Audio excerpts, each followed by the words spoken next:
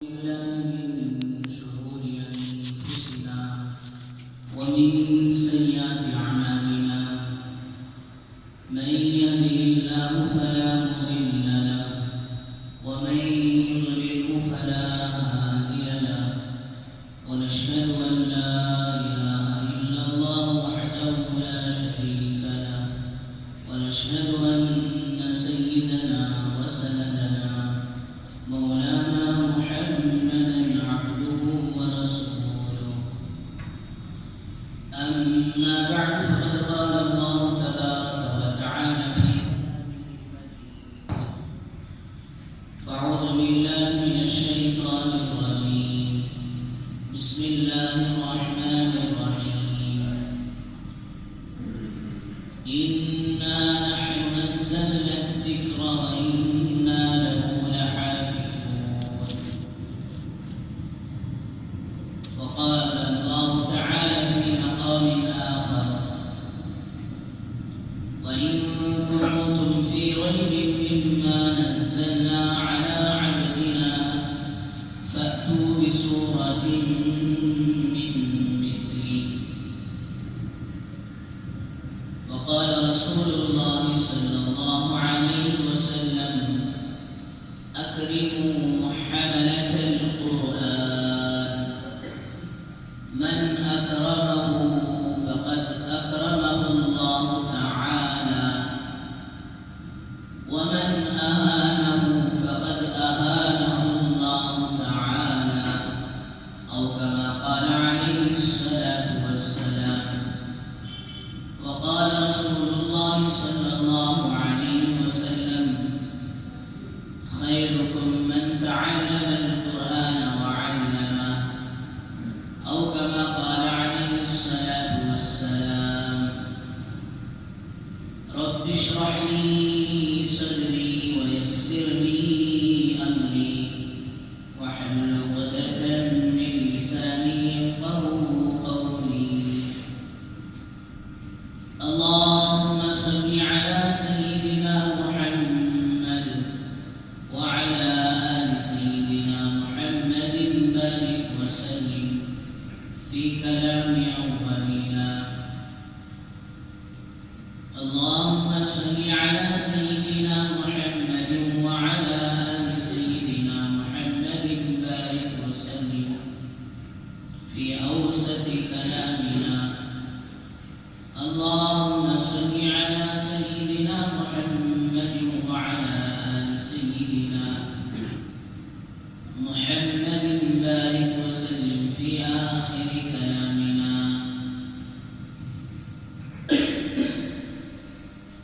بزرگان محترم و معزز سامعین کرام اللہ جل جلالہ وعلا والہ کا احسان کرم فضل ہوا کہ اللہ تبارک و تعالیٰ نے ہم سب کو اپنے گھر تک آنے کی توفیق نصیب فرمائی اور کچھ دین کی باتیں کہنے اور سننے کی توفیق و سعادت نصیب فرمائی درود و سلام نازل ہوا آقائے مدنی تاجدار مدینہ احمد مجتبی محمد مصطفیٰ صلی اللہ علیہ وسلم کی ذات عالی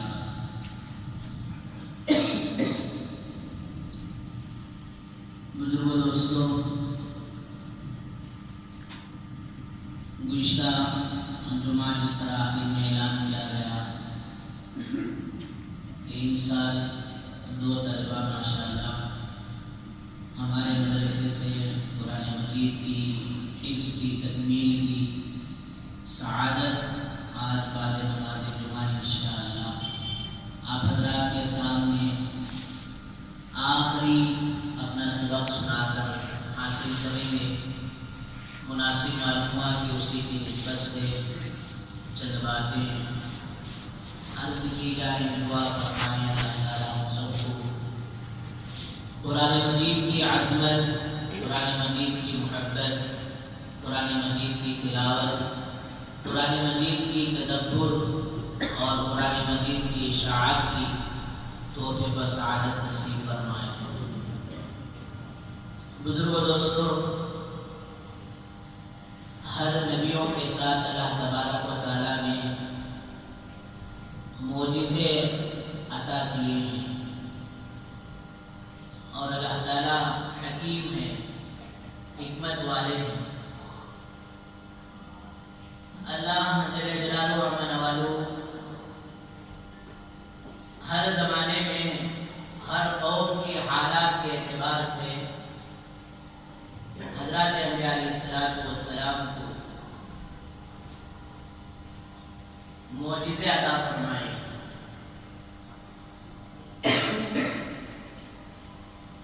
جو دور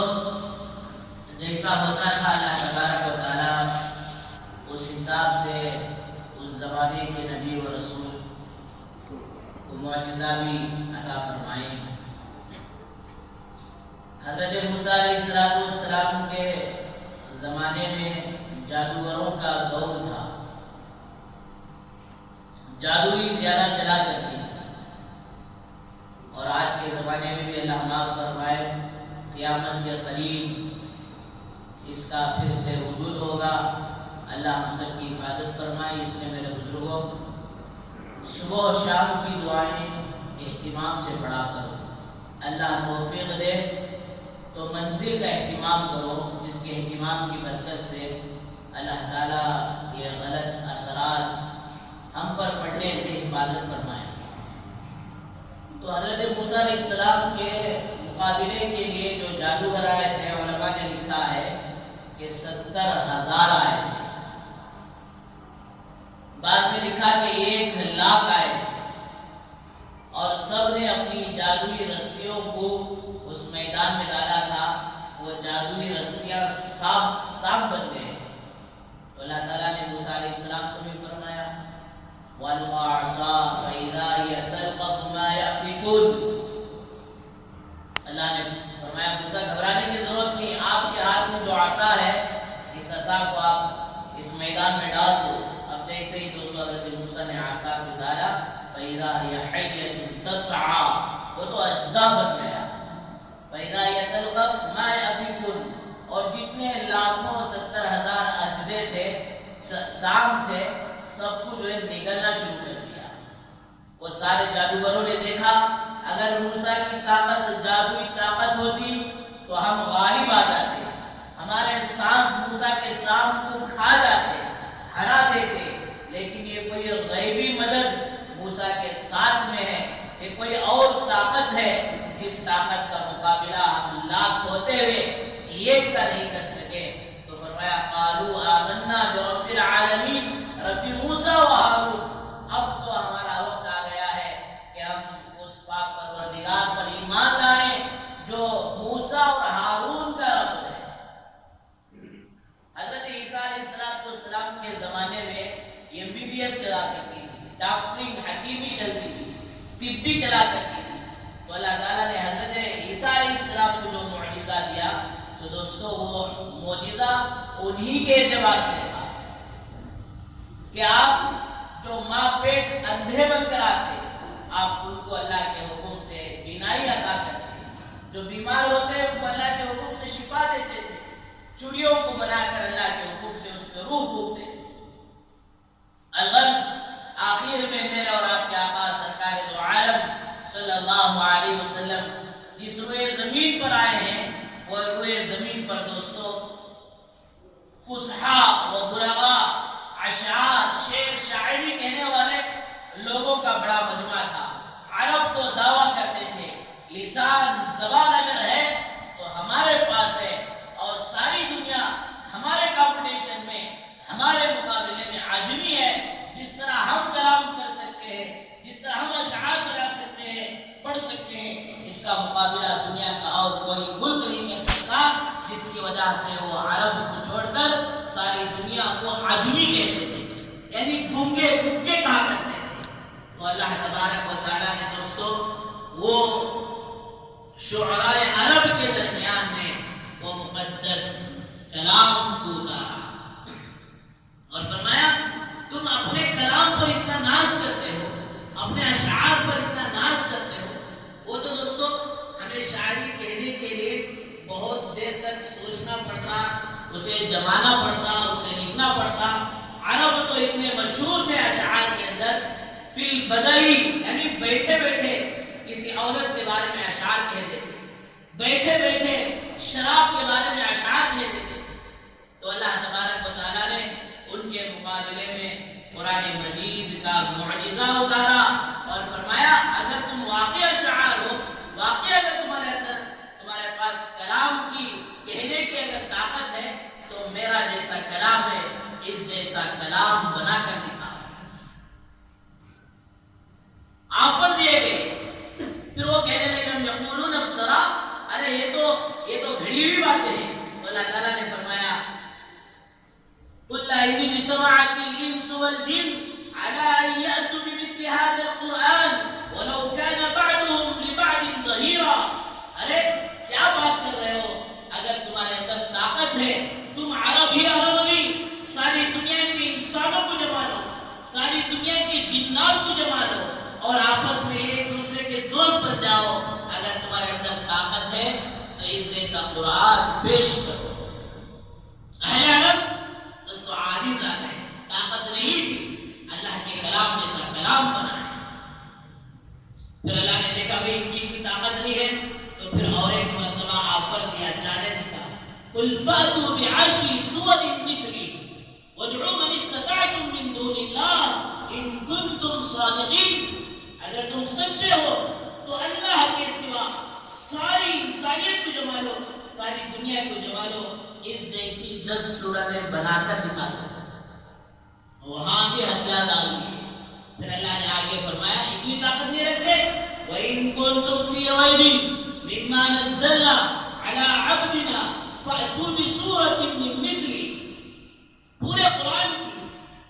اور 10 صورتوں کی طاقت نہیں ہے تو فَأْتُوا بِسُورَةٍ مِّن مِّثْلِهِ، ایک صورت اس جیسی بنا کر بتاؤ۔ اور میں دوستو سارے لوگ کوشش کر لیے، ایک شاعر تو تقریباً 6 مہینے بیٹھا اور اللہ کے کلام کے کمپٹیشن میں، اللہ کے کلام کے مقابلے میں کلام بنانے کے لیے بیٹھتا، لکھتا، ارے یہ اس کے برابر کہاں ہو سکتا، پھاڑ دیتا، لکھتا، پھاڑ دیتا۔ 6 مہینے گزرنے کے بعد وہ اپنے عاجزی کا اظہار کر چکا، خدا کی قسم اس جیسا کلام میں نہیں بنا سکتا۔ عربی میں ایک کتاب ہے جس کا نام سبعۃ معلقۃ ہے، جس کے وہ کہنے والے حضرت ربیع بن حارث رضی اللہ عنہ نے اسلام لا لیے۔ 7 قصیدے ان کے بڑے مشہور ہیں جسے عربی کتابوں میں جمع کیا اور مدارس عربیہ میں اسے پڑھایا جاتا ہے۔ ان کے اشعار اتنے زبردست تھے، کعبۃ اللہ کے اندر دوستو وہ اشعار کو لکھ کر لگا دیا جاتا۔ اب ذرا سوچ کر دیکھو، کعبۃ اللہ جیسی مقدس جگہ میں، اللہ کے اس مقدس گھر میں اگر ان قصیدوں کو لکھ کر لگایا جا رہا ہے، وہ کتنے بہترین اشعار ہوں گے، وہ کتنے اچھے کلام ہوں گے۔ لیکن بزرگوں دوستو وہی حضرت ربیع بن حارث رضی اللہ عنہ جب اللہ کے کلام کو دیکھا تو فرمایا القرآن یکفینا القرآن، نہیں ہمارے اشعار، ہمارے کلام اور ہمارے کہانیاں، ہمارے قصے قرآن کے سامنے نہیں چل سکتے، قرآن ہمارے لیے کافی ہے۔ جنہوں نے اشعار لکھا تھا، جن کے اشعار کی اہمیت اور عزت اور شرافت اتنی اونچی تھی کہ کعبۃ اللہ پر اسے لگایا جا رہا ہے، وہ بھی عاجز ہو رہے ہیں، وہ بھی ہاتھ جوڑ رہے ہیں اور وہ بھی سر جھکا رہے ہیں اللہ کے کلام کے سامنے اور کہہ رہے ہیں یکفینا القرآن، ہمیں قرآن کافی ہے۔ لیکن بزرگوں افسوس، آج کا نوجوان اور میں قرآن کے مقابلے میں گانوں کو پسند کرتا ہے، میوزک کو پسند کرتا ہے، قصے کہانیوں کو پسند کرتا ہے، اللہ کا کلام اسے کافی نہیں ہوا، جس کی وجہ سے دنیا بھر کے دوستوں چیزیں اپنے موبائلوں میں، اپنے دل و دماغ میں، اپنے خیالات میں، اور پھر سوچتا ہے کہ یہ درندگی کا اور یہ بے برکتی کا خاتمہ کب ہوگا؟ ارے دروازہ تو ہم نے دوستوں کھول دیا ہے اور فرمایا برکت کو ہم نے اپنے گھروں سے نکال دیا، وہ تو صرف اللہ کا کلام مردوں کے لیے ہم نے رکھ لیا۔ کہ کوئی گھر سے جائے گا تو اس کی 40 دن پر قرآن پڑھا کر اسے بخش دیں گے، یا تو پھر رمضان میں تھوڑا بہت کھولیے اور پھر دوستوں سارا سال قرآن سے اللہ معاف فرمائے، اللہ معاف فرمائے، ہماری بغاوت کی ہمیں کھولنے کے لیے تیار ہے۔ ارے قرآن مقدس کتاب ہے جس نے عرب کی زندگی کو بدل کر رکھ دیا۔ شاعر کہتا ہے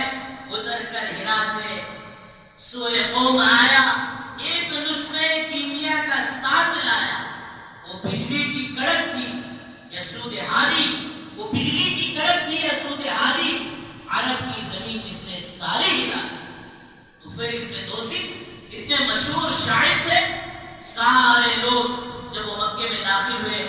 کفار مشرکین کے پاس چلے گا، کہا تو پھر تمہیں سارے مکے میں گھومنے کی اجازت ہے، تمہیں بیت اللہ میں جانے کی اجازت ہے، تم سب کچھ کر سکتے ہو، لیکن ایک بات یاد رکھنا، محمد کے کلام کو اپنے کانوں میں نہیں سننا۔ اتنا ڈرایا اور دھمکایا گیا حضرت طفیل ابن دوسی کو، یا طفیل ابن دوسی میرے بزرگوں کان کے اندر روئی رکھ کر گھما کرتے تھے کہ کہیں محمد رسول اللہ صلی اللہ علیہ وسلم کی آواز کانوں میں نہ پڑ جائے۔ ایک مرتبہ بیت اللہ میں گئے، اللہ کے نبی صلی اللہ علیہ وسلم قرآن مجید کی تلاوت کر رہے ہیں،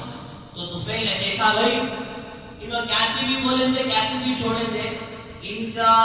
بولنا اپنی جگہ، لیکن میں بیوقوف انسان نہیں ہوں، میں نماز کی سرٹیفکیٹ لے کر باہر نہیں آیا ہوں جی، میں کوئی پاگل اور مجنون دیوانہ تو نہیں ہوں، کیوں ان لوگوں کی باتوں میں آؤں، ذرا سن کر تو دیکھو کہ محمد رسول اللہ پڑھتے کیا ہیں۔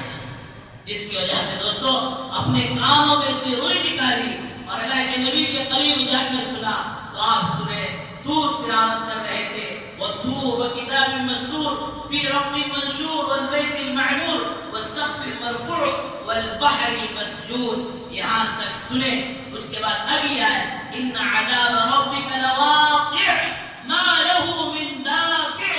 اے تمہارے رب کا عذاب وہ تو واقع ہو کر رہے گا، کسی مائی کے رات کے اندر وہ طاقت نہیں ہوگی، مَا لَهُ مِن دَافِعٍ، کہ اس عذاب کو دفع کر دے، اس عذاب کو روک دے، اس اللہ کی پکڑ سے بچ جائے۔ فرمایا یہ دو آیتیں جب کان میں پڑی ہیں، دل میں اتری ہیں، تو پھر ابن دوسی کہتے ہیں کہ مجھے تو ایسا محسوس ہوا زمین میرے پیروں کے نیچے سرک گئی اور میں زمین میں گویا اتر گیا۔ فوراً کہا یا رسول اللہ یہ وہ کلام ہے، نہ تو کسی شاعر کا کلام ہے، نہ تو کسی جادوگر کا کلام ہے، ساحر کا کلام ہے، نہ تو کسی مجنون و دیوانے کا کلام ہے، یہ کلام تو حق کلام ہے، آپ ہاتھ آگے بڑھائیے، میں ایمان قبول کرنے کے لیے تیار ہوں۔ تو بزرگوں دوستو میں عرض یہ کر رہا تھا کہ اللہ تبارک و تعالیٰ نے ہر قوم میں اپنے نبیوں کو جو معجزے دیے ہیں وہ قوم کے اور اس ملک کے حالات کے اعتبار سے، قوم کے حالات کے اعتبار سے دیے ہیں، اور ہمارے اور آپ کے آقا سرکار دو عالم صلی اللہ علیہ وسلم کو جو مقدس کلام ملی ہے وہ اس علاقے کے اعتبار سے تھی، لیکن فرق پھر معجزات میں ہو گیا۔ جتنے پچھلے نبیوں کے معجزے تھے وہ نبی کے ساتھ ختم ہو گئے۔ آج کہیں موسیٰ علیہ السلام کا عصا مل جائے اور اس عصے کو زمین پر مار کر اژدھا نہیں بنایا جا سکتا، حضرت عیسیٰ علیہ السلام کی کوئی حکیمی کی چیز مل جائے اس کے ذریعے سے چڑیوں میں جان نہیں بنا جا سکتا، لیکن دوستو قربان جاؤں میرے اور آپ کے آقا سرکار دو عالم صلی اللہ علیہ وسلم پر جو معجزہ اللہ نے دیا ہے، فرمایا وہ محمد رسول اللہ صلی اللہ علیہ وسلم کے ساتھ ختم نہیں ہو گیا، چلا نہیں گیا، بلکہ قیامت کے صبح تک کے لیے اللہ تبارک و تعالیٰ نے دوستو اسے معجزہ بنا کر دے دیا، اور اللہ نے فرما دیا اِنَّا نَحْنُ نَزَّلْنَا الذِّكْرَ وَإِنَّا لَهُ لَحَافِظُونَ، ہم ہی نے اس کتاب کو نازل کیا ہے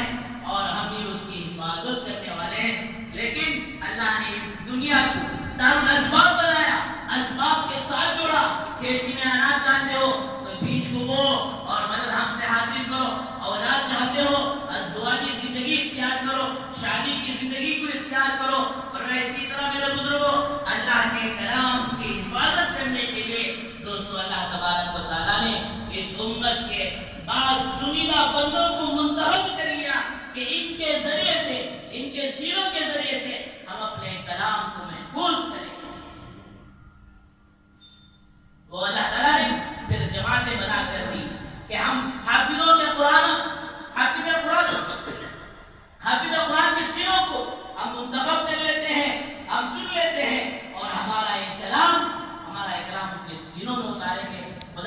قسم تورات آئی، انجیل آئی، زبور آئی، فرمایا اس کے حافظ وہ صرف نبی ہوا کرتے تھے، قوم اسے حفظ کرنے کی طاقت نہیں رکھتی تھی، وہ کھول کر پڑھتی اور جیسے ہی بند کرتی تو دوستوں وہ سارے کا سارا بھول جاتی، لیکن اللہ تعالیٰ نے یہ اللہ کا کلام کا ایسا معجزہ بنایا ہے کہ قیامت تک کے لیے اللہ تعالیٰ نے اس کی حفاظت کی ذمہ داری لی، اور قیامت تک اللہ تعالیٰ نے یہ سلسلہ چلایا کہ حافظ قرآنوں کے سینوں پر اللہ نے منتخب کر لیا کہ میرے یہ بندے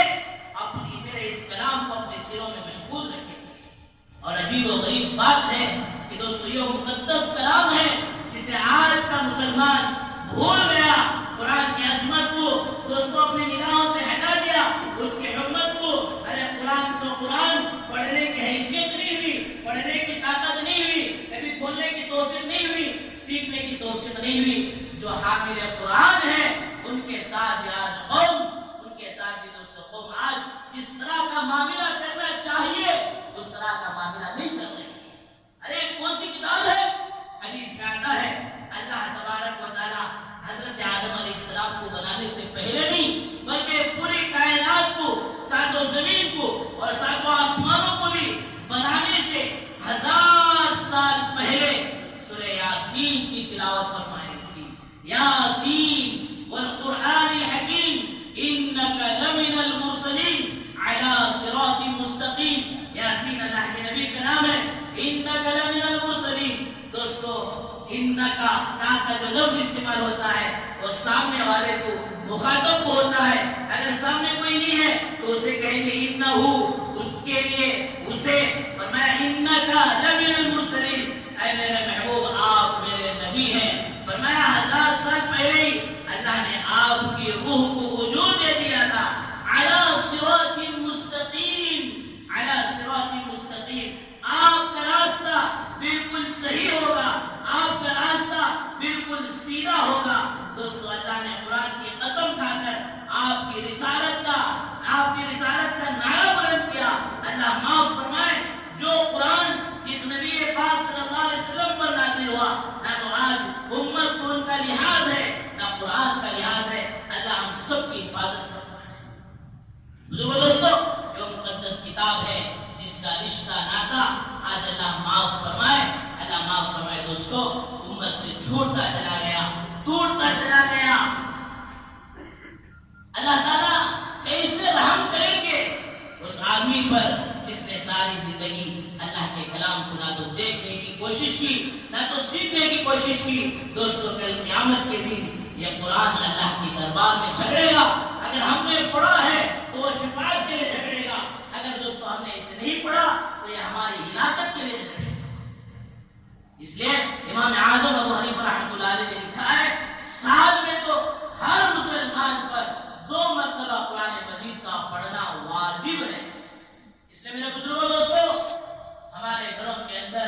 بہت ساری چیزیں جو سہولت کی ہیں وہ ساری چیزوں کو تو ہم نے جمع کر لیا اور ہم سمجھتے ہیں کہ ان چیزوں کے ذریعے سے ہمیں راحت پہنچے گی۔ نہیں میرے بزرگوں، یہ اسباب ہے، اسباب راحت الگ ہے اور راحت کا ملنا الگ ہے۔ راحت تو پہنچتی ہے اعمال کے ذریعے سے، قرآن کی تلاوت کے ذریعے سے۔ لوگ آج پتہ نہیں چھوٹے چھوٹے عمل سے لے کر بڑے بڑے عمل تک پریشان نظر آتے ہیں۔ اللہ کے نبی صلی اللہ علیہ وسلم نے حدیث مبارکہ میں فرمایا کہ جس گھر میں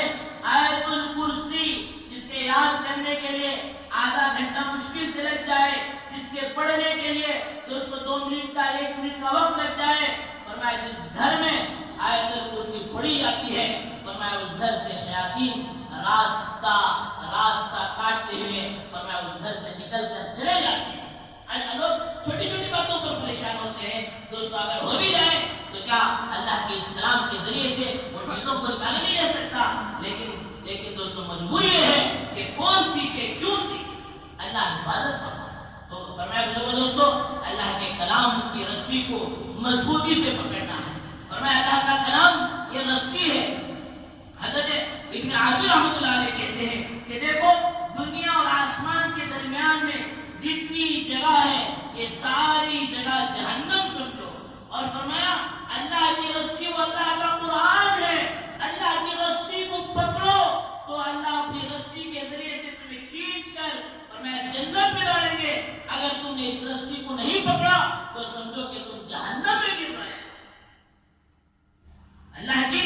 رسی قرآن اللہ کی رسی ہے، اس کو تھامو، اس رسی کو اللہ کھینچ کر جنت میں بھیجیں گے۔ اگر تم نے اس رسی کو نہیں تھاما تو فرمایا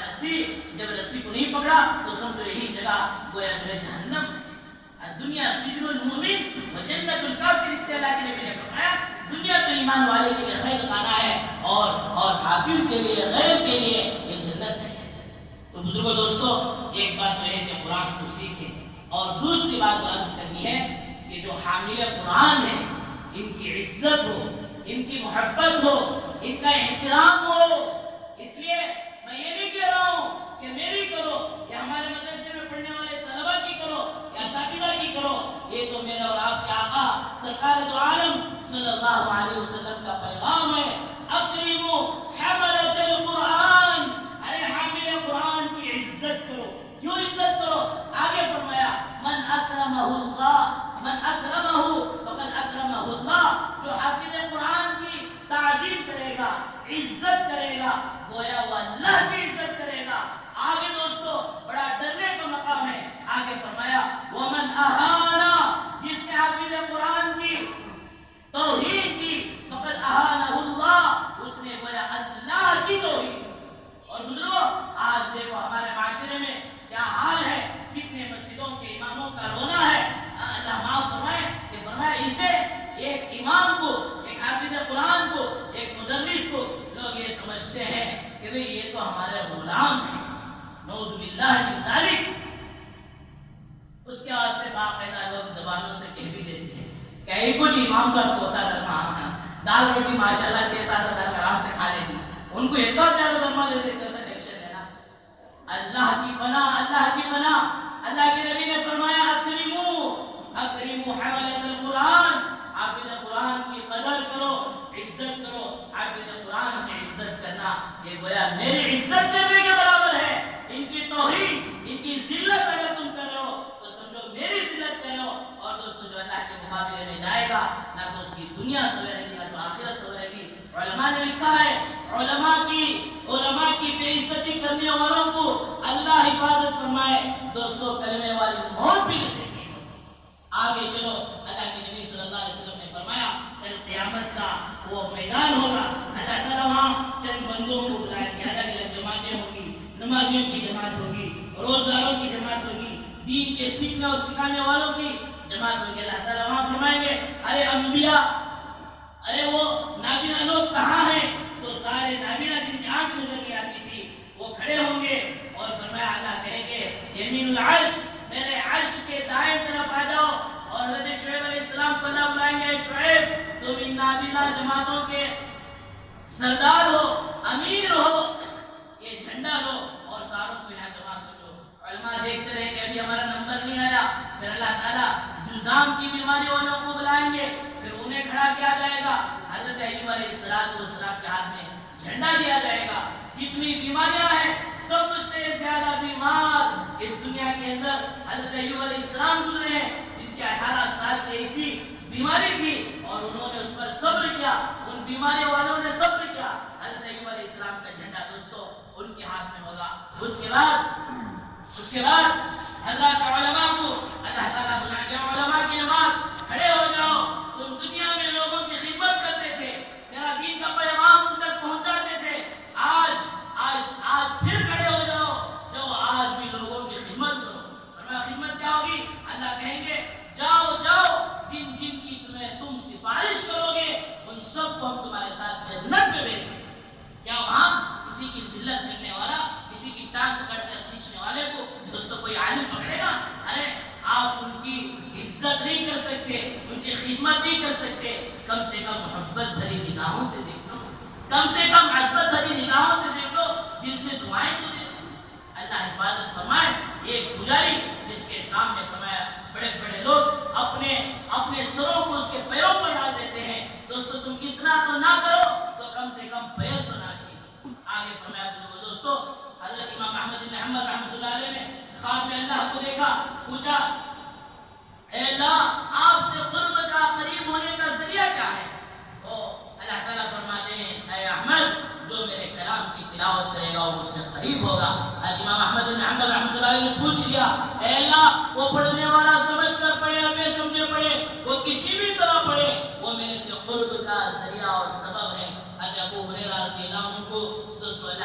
صلی اللہ علیہ وسلم نے فرمایا ابو ہریرہ قرآن سیکھتے رہو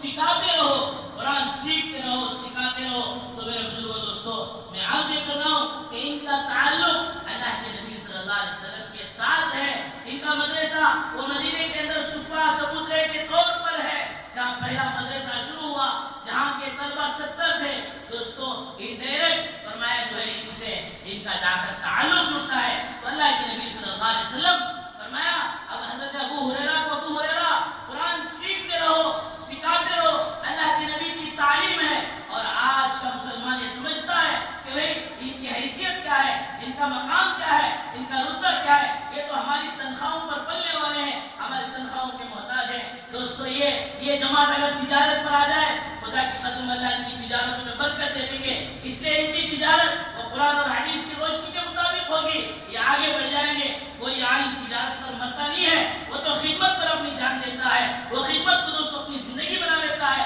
صبح و شام کا ٹھکانہ بنا لیتا ہے۔ حضرت ابو ہریرہ اللہ کے نبی نے فرمایا ابو ہریرہ قرآن سیکھو سکھاؤ، اسی حالت میں تمہاری موت آ جائے تو تمہاری قبر کا فرشتے ایسے زیارت کریں گے جیسے لوگ کعبۃ اللہ کی زیارت کرتے ہیں۔ آگے اللہ کے نبی نے فرمایا جو قرآن پاک کی ایک آیت کو سنے گا، ایک آیت کیا 5 آیتیں ماشاءاللہ دو حفاظ سے آپ حضرات انشاءاللہ سنیں گے، ایک آیت سنے گا اس کا ثواب عرب کے پہاڑوں کو سونا بنا دیا جائے۔ اور عرب میں دوستو پہاڑ مشہور ہیں، جیسے بلڈنگوں سے کعبۃ اللہ سے نظر آگے بڑھتی ہے، آج بھی پہاڑ نظر آتے ہیں، راستے پہاڑوں میں ہیں اور گھریں پہاڑوں کے اوپر ہیں۔ فرمایا عرب کے پہاڑوں کو سونا بنا دیا جائے اور اسے صدقہ کرنے پر جو ثواب ملتا ہے ایک آیت کے سننے پر وہ ثواب ملتا ہے۔ آگے فرمایا قرآن